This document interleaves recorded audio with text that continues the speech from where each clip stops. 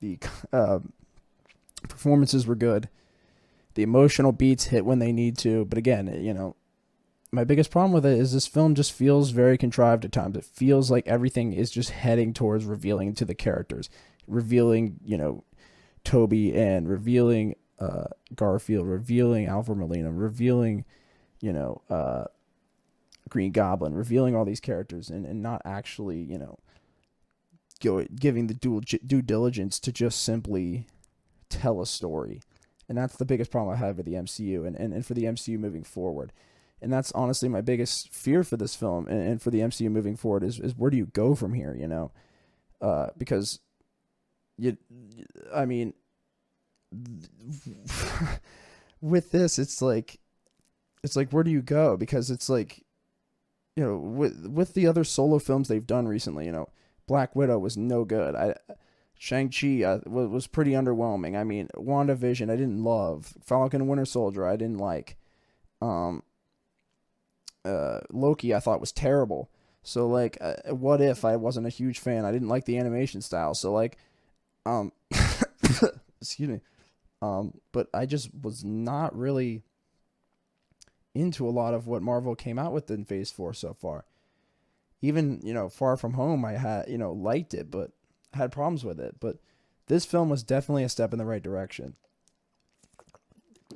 But with that being said, the biggest thing that made this film so satisfying was the reveals, was, the nostalgia baiting and memba beans that this film provided.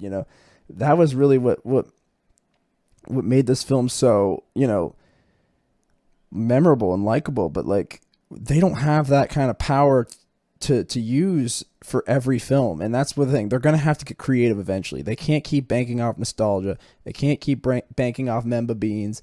They can't keep banking off older properties. They're gonna have to get creative eventually, and they're starting with Moon Knight and some of these newer properties. So we'll see what happens with it. I'm excited for that, and maybe some of these new series. But I'll tell you what, if the MCU doesn't really, get too creative in the next couple of properties, and if they don't make properties like this, but as long as they make properties like this, I'll continue to watch. But like what I'm saying is if they don't make properties like this and they continue to make properties like, WandaVision and, Falcon and Winter Soldier and Loki and, Black Widow that are just bland, recycled, uh, you know, lifeless, stories, then I'm not going to really be that interested in the MCU moving forward. But if they continue to bring the emotion, with their character development and really,